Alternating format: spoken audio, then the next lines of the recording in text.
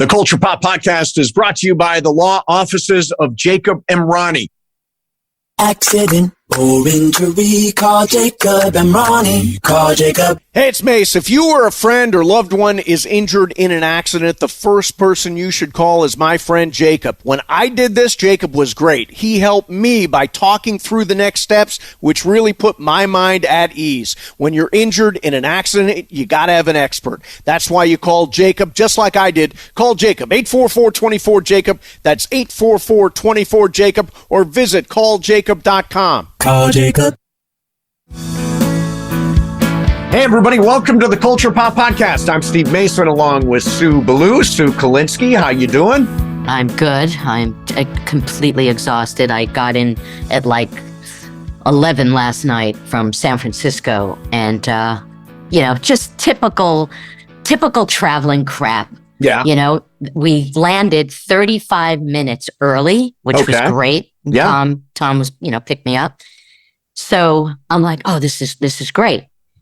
And then an announcement comes on, the good news, we landed 35 minutes early. The bad news, you don't have a gate. Someone's parked in our spot. Yeah. So we sat on the tarmac for another 15, 20 minutes. And it just amazes me how crowded the airport is at certain hours of like what? Day and night. Well, I got in at 11 on Sunday. Yeah. And the trick is you really need to have somebody pick you up. Yeah. At departures. Yeah, that is a good trick at LAX. That's the trick. Pick me up at departures. There aren't as many people there. Right. So we didn't do that. And, it was just, there was so much traffic. Yeah. Traffic, LA, airport, go figure. Anyway. Yeah. So I'm tired. I hear you. So guess what I did this last Friday night? By the way, this show is coming out on Halloween, so we'll get to that. So Friday night, so Juan's in the next room, so I got to be careful. So I get dragged to the Taylor Swift movie for a second time. Oh my God. So I saw the concert in real life. Then I saw the movie of the concert. Then I saw the movie of the concert again. Okay, now did Juan not understand it? Is that why you went it again? Yeah, there are a couple of plot points that he didn't get. Yeah, Act 2, he got a little lost. No, I mean, it's, and we went with friends and it was fun and all that stuff. Actually, one of the fun things about seeing it is we sat in the last row, and if you look down over the theater, there's like people standing up, dancing, singing along, know all the words. And now I've got a constant soundtrack of Taylor Swift songs in my head. And they blend together into one big song. Like right now, do you know this song? It's me, hi, I'm the problem. It's me, hi, I'm the problem. Well, apparently she is the problem because Correct. You can't get the song out of your head. Yeah. And she's the problem, by the way, in all of her relationships too, right? It's her. I don't know. I'm not really up to speed on a lot of her music. It's her. Hi, she's the problem. It's her. No, but I'll tell you one thing. Have you been following her and Travis Kelce at all? Yeah. And is it real? Now it's real. I thought it was total fakery, but now she's rented a box for the rest of the Kansas City Chiefs games this year. She's going to all the games. She's doing dapping somebody. It's like two white women dapping in the press box or in the box up at Kansas City Chiefs. I mean, it's real. I thought it was fake to promote the movie, but as it turns out, it's real. And Travis Kelce, watch out. She's probably already working on an album about you. Well, I mean, just based on what we were talking about, she's a problem. She's a problem. It's her. It's her. She's a problem. By the way, the song goes on in my head without any words. It just. Good for them. You know what I mean? I like him a lot. Oh, Travis Kelce? Yeah. Unbelievable player. Yeah, he's a great player. He's actually very funny. He was great on Saturday Night Live. I don't know how many times he's done it, but the time I saw him, just once. He was hysterical. Yeah, he was. After last year's Super Bowl, he was great on SNL. So anyways, Taylor Swift, as we talk here with Tom Russo, the executive producer of Frasier, which is back now on Paramount Plus, as we do that, just know that there are Taylor Swift songs running through my head. All right, so Sue, it's Halloween. the happiest day of the year for I don't know who. I hate Halloween. I've always hated Halloween. I quit trick-or-treating when I was probably in 4th grade. I said, this is stupid. I'm done with Halloween. I don't like all the junky, cheap Halloween decorations in my neighborhood, big spiders and like cotton stretched over bushes and all kind. It's just, it's my least favorite holiday.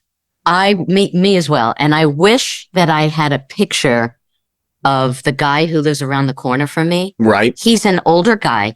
Okay. He's probably in his 70s. Wow. And he is a Halloween fanatic. And he goes all out. And he doesn't have kids. His front lawn is a giant pirate ship. It's got smoke coming out of it. It's got like it's got all these like flashing lights. Every year he it goes up a notch. He ups his game. Oh my God. And he's out there for like 2 weeks putting this thing together. And it is ridiculous. Does it look junky? It's not that it looks junky. It's just, I guess because it's something that I've never been into. Yes. Since I'm probably 5. Yeah. And I feel as an adult, there's way too much pressure involved with people that I know who are into Halloween. Like I'm going to see my cousin this weekend. Yeah. Some of my cousins, and they have a little kid. And there's already talk like, so she's dressing up as this and we're dressing up as this. And then, the parents are coming and they're all, going to be in outfits. And I'm not coming in an outfit.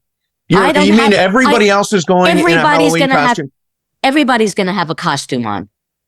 But I'm not going to do it because I just can't. Don't. See, I think that's really bad form on your part. You got to at least do something. Well, it's not like they said, hey, it's a costume party. I just talked to my cousin's mom yesterday. Yeah. And she, because they have a little kid. Sure. She says, we're dressing up. They didn't say that I'd have to dress up. Okay. Or Tom has to dress up. It's not like I'm going to a costume party. Oh, it's just a party where people are going to be in costume. Yeah. And being like fucking Scrooge. I mean, I'm not doing that. But one time years ago, I was dating this guy, met this guy. And then like a couple days later, I got invited to a party. So I invited him to the party and he lived out of town. So he says, I don't have a costume. It was Halloween. He says, I don't have a costume. And I said, well, just go as a guy from out of town. So an out-of-towner. He was an out-of-towner. So when he walked in, and I actually I did have a costume. They said, well, what is he? What are you dressed up as? And I said, he's from out of town. Yeah.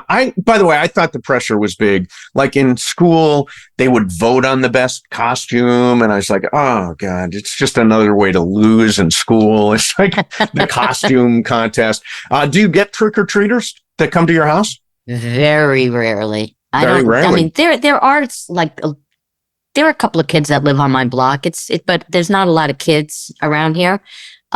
So when we first moved into the house, and even up until a couple of years ago, we didn't want to have trick-or-treaters because our dogs, well, especially Tucker, barks incessantly. Okay. And then when you open the door, he tries to, he wants to, so if I open the door, he will try to get out and he may bite somebody, right? Right. I mean, I don't know if he would, but he was scary, even though he's like 11 pounds. So what do? Turn the lights out?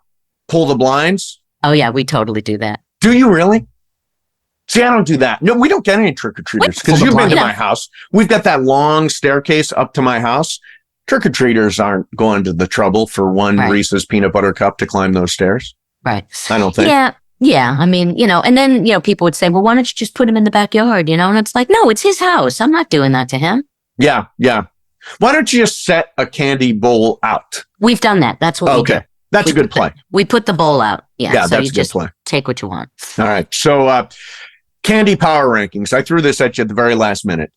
So you're not, now you do like candy, right?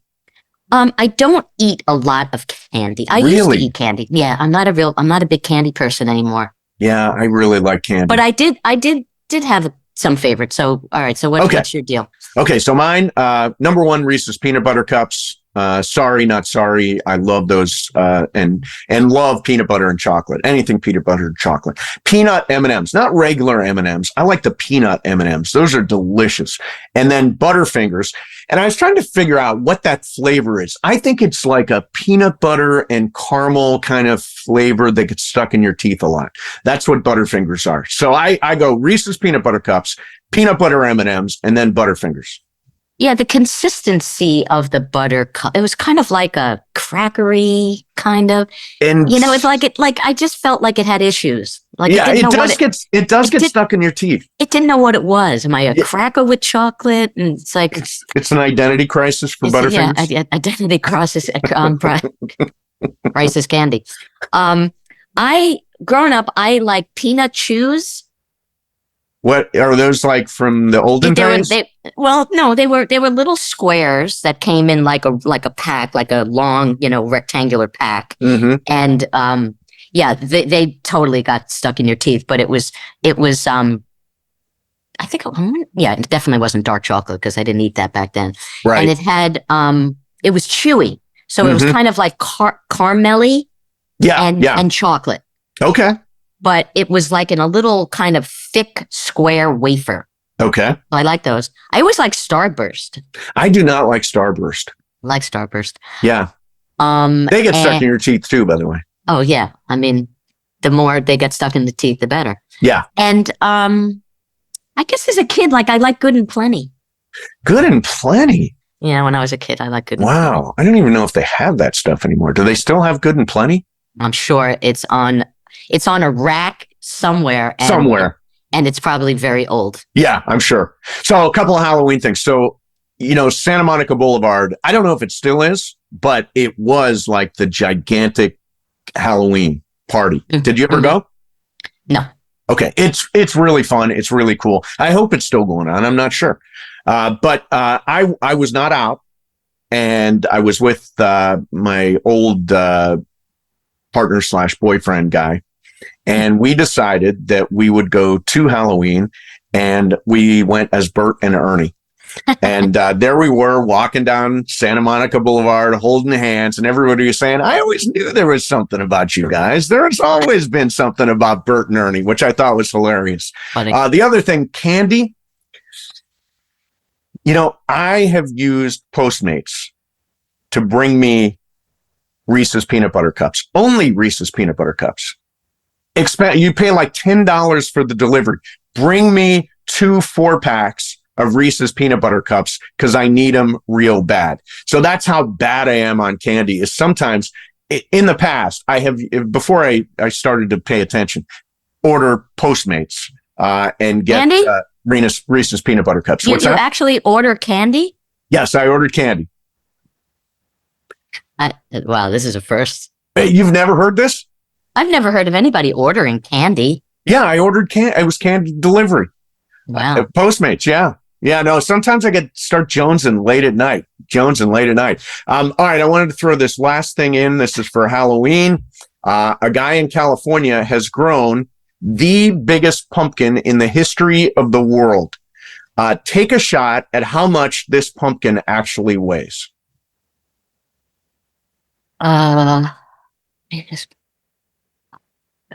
300 pounds.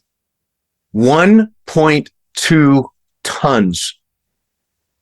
1.2 tons. Now, how do you grow a pumpkin that big? It's just the pumpkin alone. There's nothing added to it. No, it's like, just the pumpkin weighs 1.2 tons. How big is it though? It's probably like 10 feet across and 10 feet. It's gigantic. I don't even know where you start. Is that that's like nuclear? It is. It's like something. It is. It's like 3 Mile Island, and they're growing gigantic pumpkins afterwards. Yeah, no, 1.2 tons is the world's largest pumpkin in history.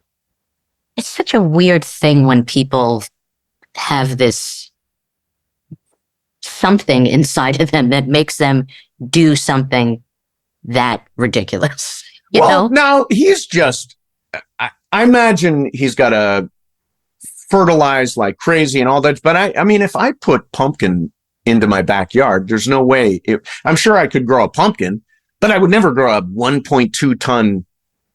I mean, there have to be performance enhancing drugs involved. I was just going to say it shot up with something. Shut up, exactly, to get to 1.2 tons. All right, last thing. Halloween, this is the second last thing. Okay. Second last thing. Single, scariest, most terrifying movie you've ever seen.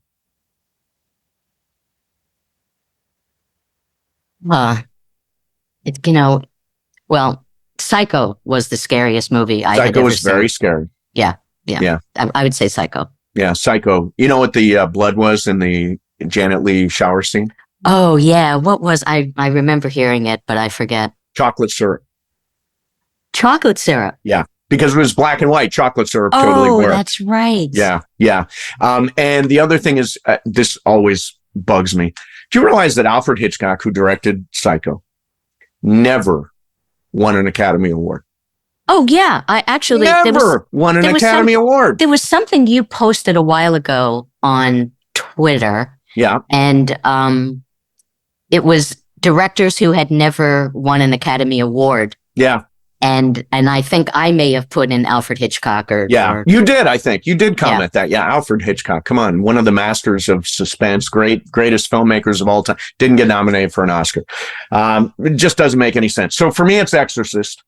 Okay. I read the book. My mom and dad had it in the basement, in the bookshelf, and they forbid me to read it. So of course I read it along with, The Happy Hooker by, Xavier Hollander, and Helter Skelter. Those are the three books I was forbidden to read and immediately read them. Of course. Well, they're probably banned now. I was not allowed to watch the movie, The Exorcist, but my parents were away. It was on HBO. I decided to watch it. Scared the living shit out of me. I mean, I grew up a Catholic, and so I always thought of that stuff as real. I mean, it's superstition or whatever, but I always thought, and then to see it on the screen and her head turning around and levitate, all that stuff, I could not shake those images for a long time. Yeah, there was no religious fear because I grew up Jewish. Yes. But when that movie came out, it came out in Manhattan. I was living in New York. Right. And this is the days when you had to wait online for first night of a big film. Yep. And it was freezing cold and the line wrapped around the theater. And I mean, I was like frozen when I walked in. The scariest moment in that film for me, because the head turning and the vomit and all that kind of stuff, that kind of stuff didn't scare me that much. The scariest part was when Ellen Burstyn heard something up in the attic. Yeah. And she went up there to see what it was. And there was the anticipation of what's going to come out. Yeah, right. You know? And that to me is the scariest thing about scary movies. Yeah. Like, besides Psycho, When a Stranger Calls. Oh my God. That movie scared the hell out of me. The calls are coming from inside the house. Yeah. That's a great one. That's a great one. Yeah. All right. So happy Halloween, everybody. I hope we got you ready for it and put you in the spirit. Even though we hate the holiday. We hate Halloween. Unhappy Halloween, everyone. Exactly. All right. Here we go. Our guest today is a longtime Hollywood producer who was the senior vice president of content for Paramount, where he had a hand in developing shows like NCIS, Deadwood, and Frasier. Now is the head of film and television for Kelsey Grammer's Gramnet Productions. He is the executive producer of the new version of Frasier, which is back on Paramount Plus. Tom Russo is here. Tom, thanks a lot for doing this. My pleasure, Steve. Great. Thanks for inviting me. So full disclosure, Sue, Tom and I have been in the same fantasy football league for, 15, 20 years, something like that. And I believe, Tom, you beat me more than I beat you. Is that true? Yes, but I do think over time this will even out. I do. What's your record this year? 5-2 because Mr. Ireland beat me last night. That's right. And I am a sparkling 3 and 5. So I'm very, very excited about that.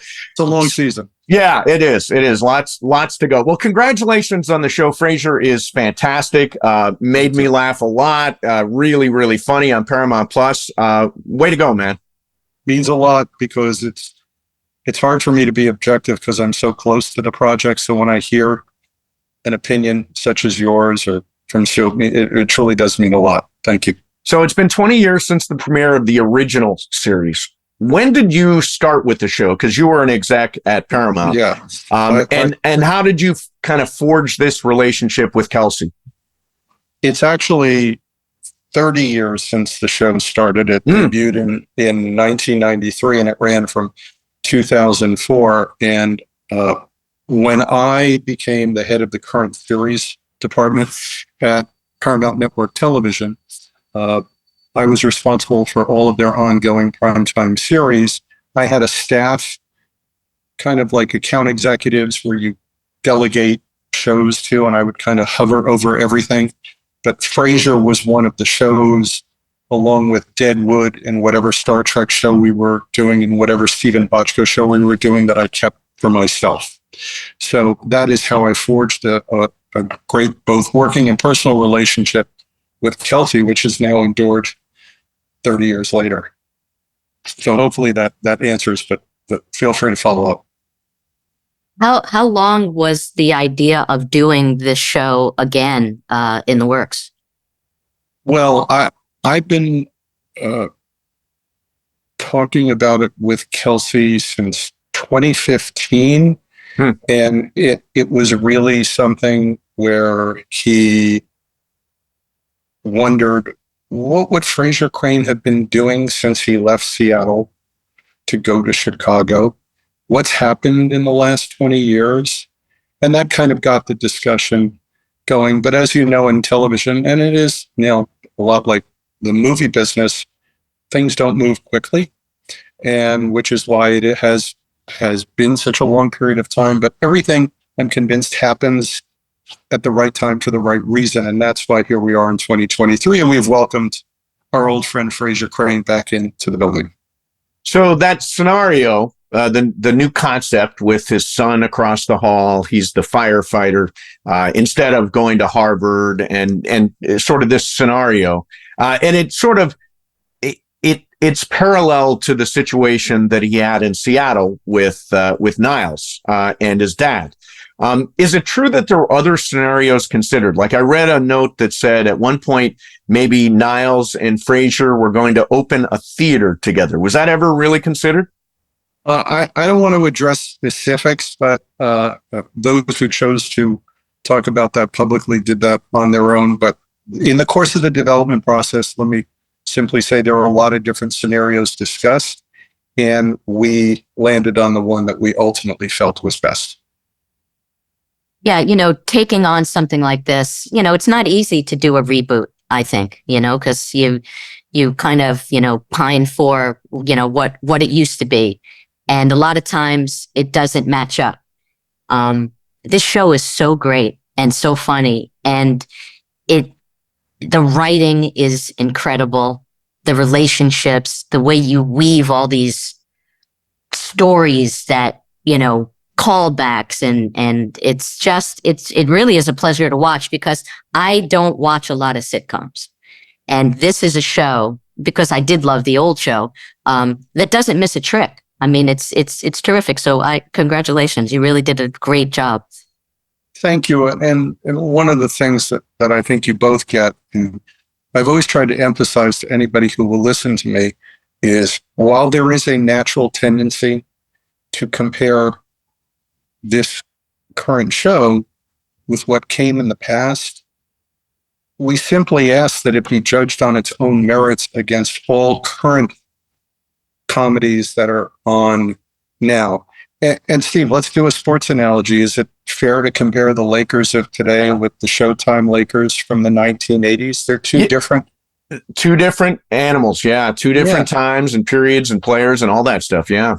Right. Well, what I was going to say, Tom, is that you don't even have to have watched the old Frasier, you know what I mean, to enjoy this. Like, this is just to me, it's Kelsey Grammer, but it is fresh and Thank you, Sue. and new.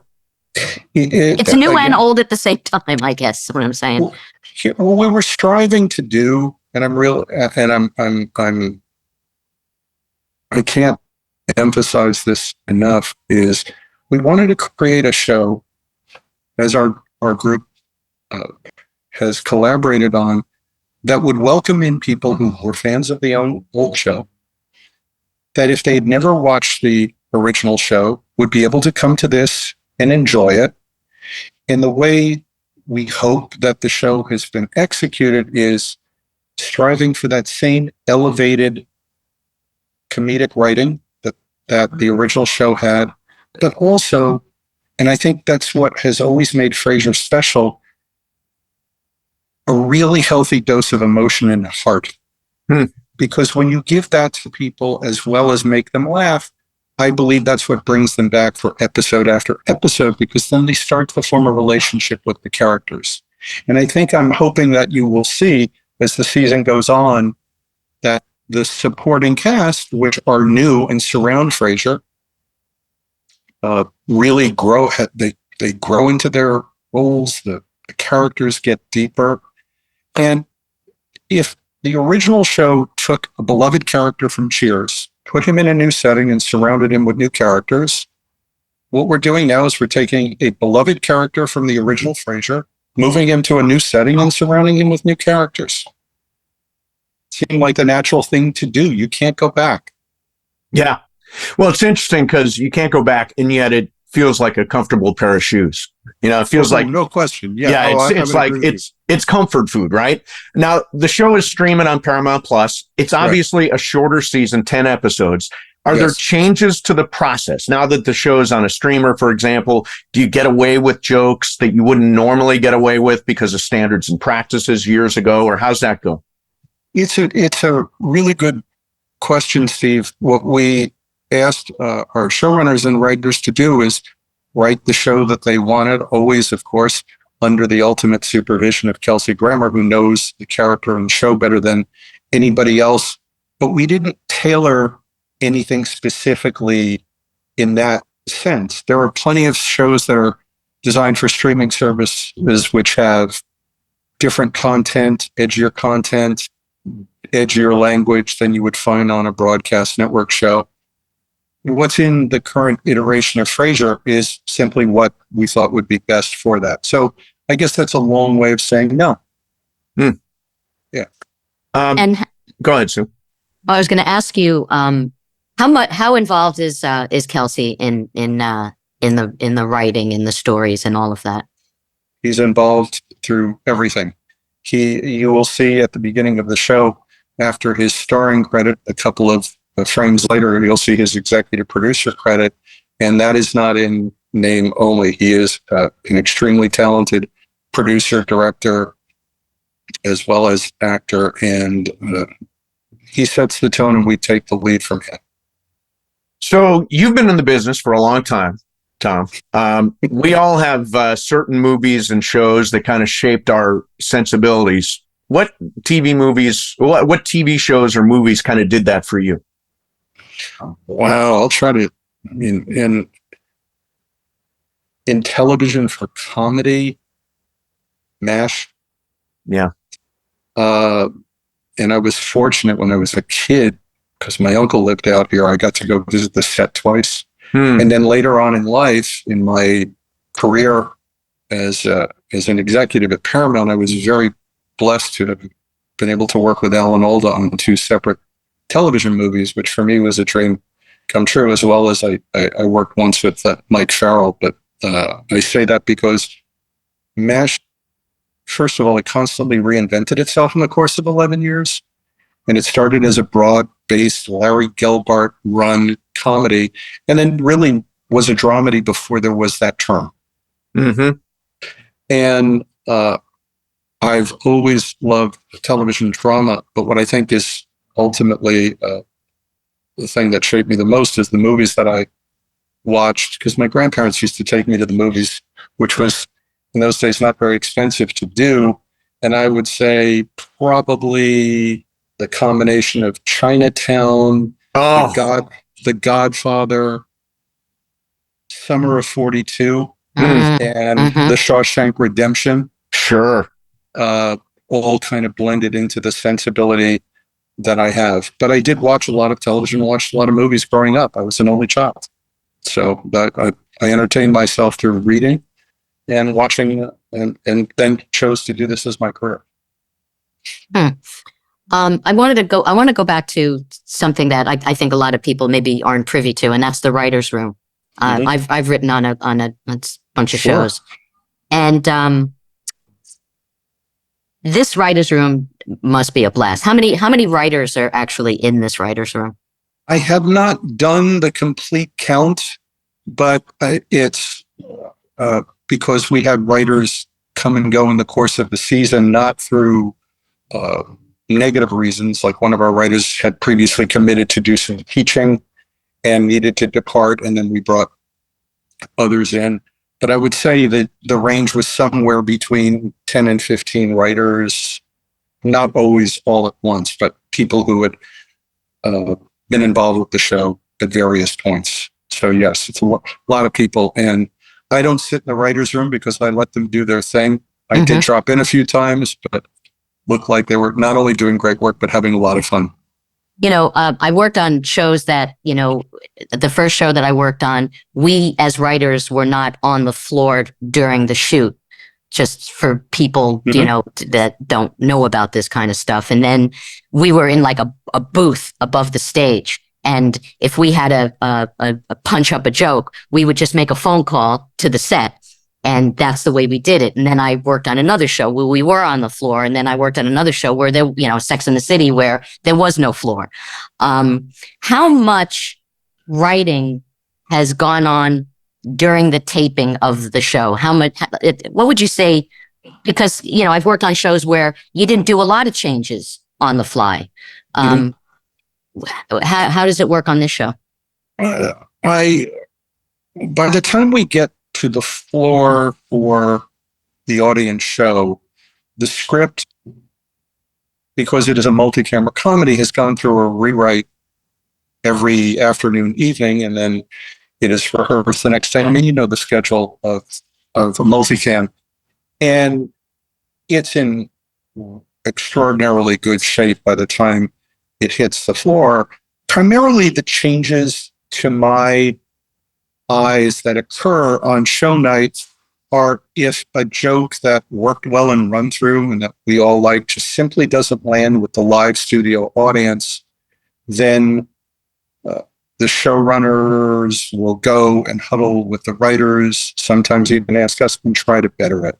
And so we'll take this sentence out, substitute this joke, that kind of thing. And it's also why we're blessed to have the talented cast that we have, because Kelce makes those adjustments instantaneously, and they have as well. And as you may know, Nicholas Lyndhurst, who plays Alan Cornwall on the show, is a veteran of UK television and theater and film, and he's also a master at that, and everybody else as well.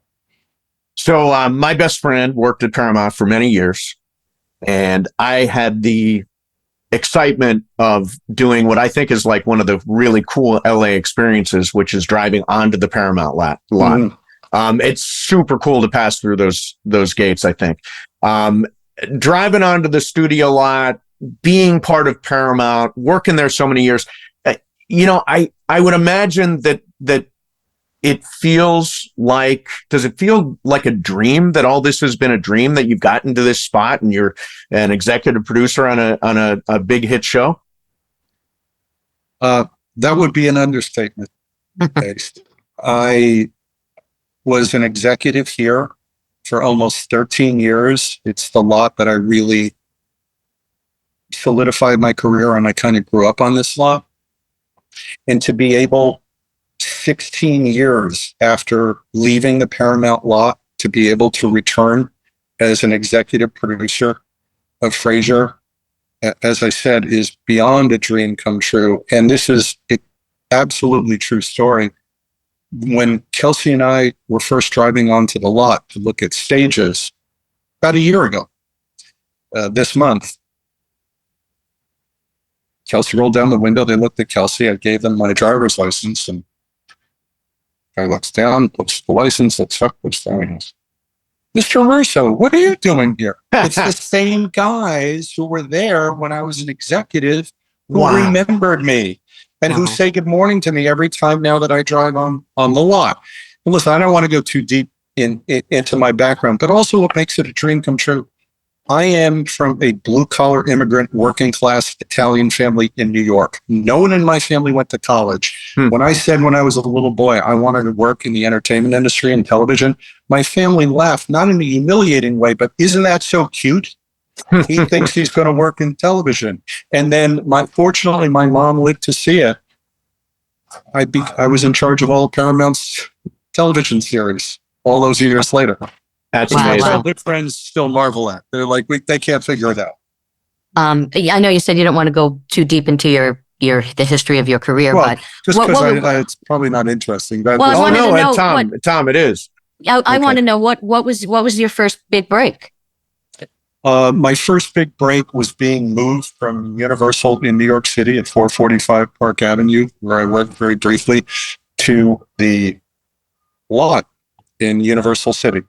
And I worked at Universal at a time when the company was still run by Lou Wasserman Oh and yeah. Sid Sheinberg. And it was the kind of thing where I would go up in the elevator to my office in the Black Tower, and he'd be in the elevator, and he'd go, how you doing, young man? And we were all in our suits and ties, and all I wanted to do was work in the creative end of the business.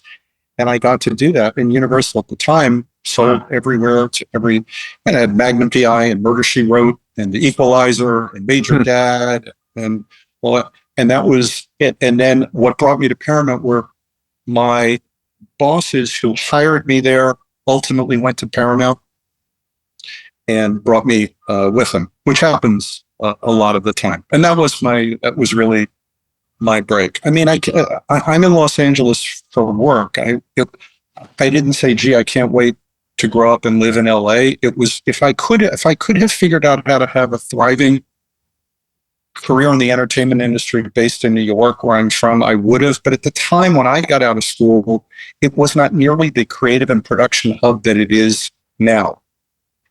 And it's a much different place.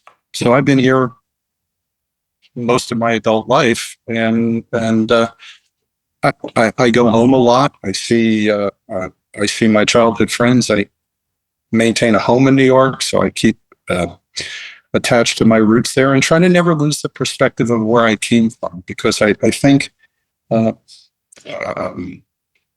not gonna finish the sentence. You guys can finish. I'm the same person I've always been. It's just what I do. Sure. I got two last things for you. First of all, I kind of miss network TV. I do miss network TV.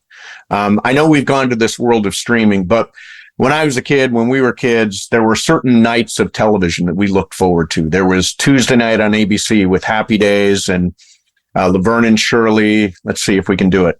Happy Days, Laverne and Shirley, Three's Company, and it ended with Family, Aaron Spelling series Family. Thursday nights on NBC. Oh, yeah. Soap So for there a you couple go. of years after Three's Company. That was a great one. Thursday night on NBC, you had Cheers, you had Hill Street Blues. You had a certain night. Saturday nights on CBS was a certain thing. Ended with Carol Burnett Show. Started with All in the Family. Is streaming good for shows like yours?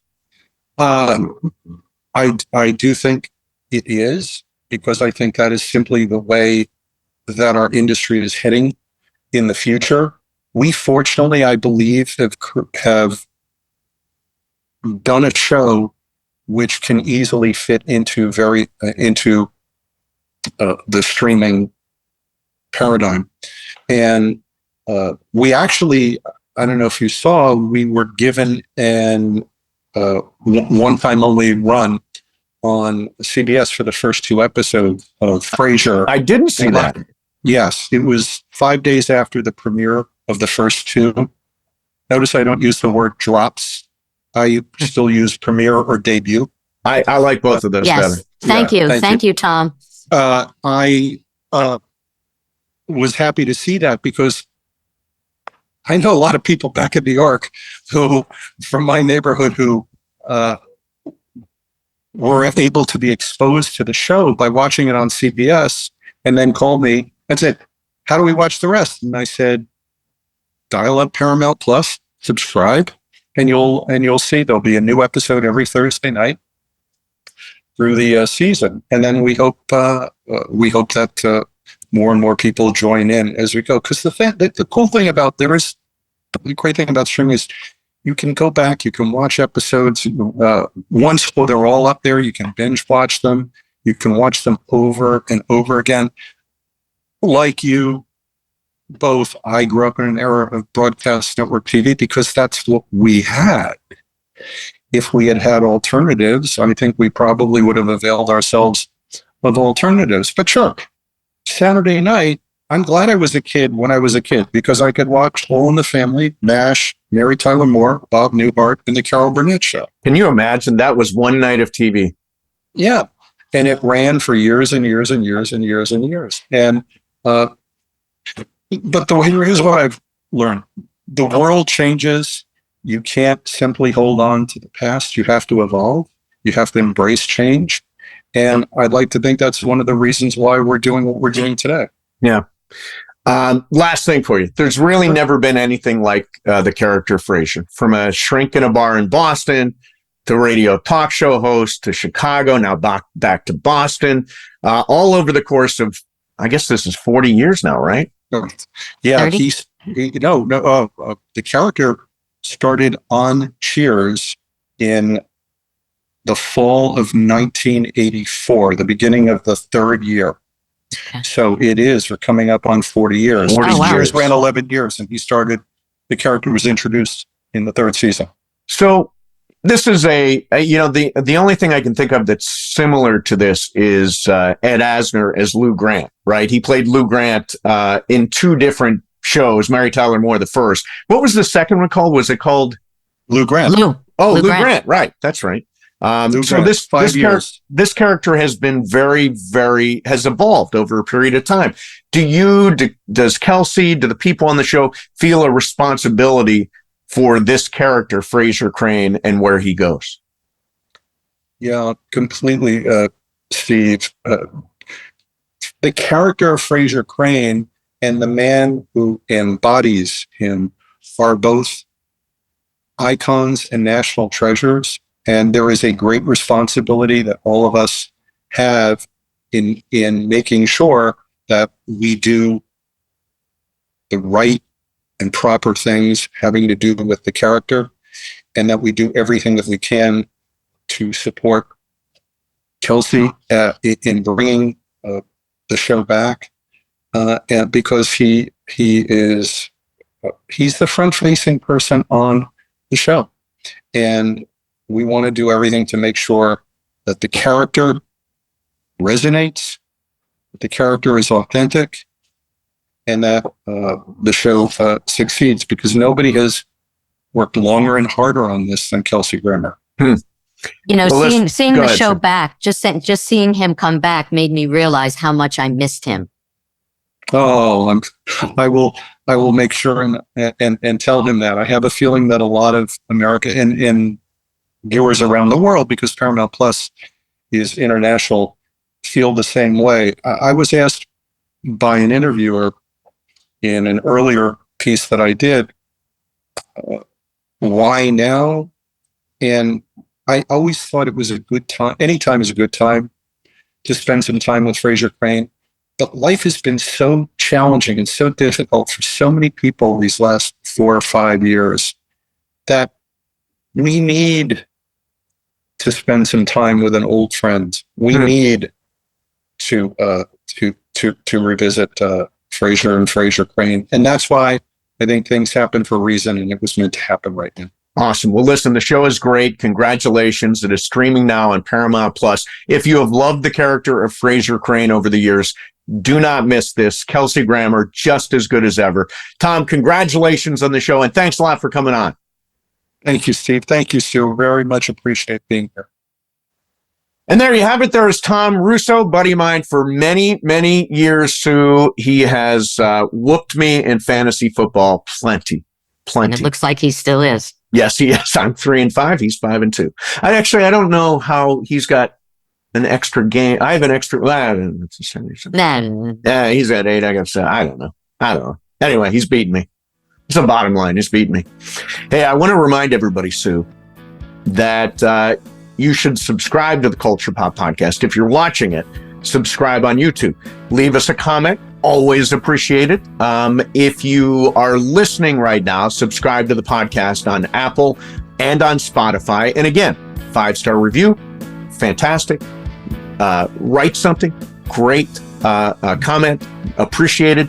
And if you do that, and you email us, maseandsue@gmail.com, I will literally be at the UPS place up the street. I will personally send you a Culture Pop Podcast t-shirt. So we appreciate you being out there all the time and listening. Sue, happy Halloween to you, huh? It's your day.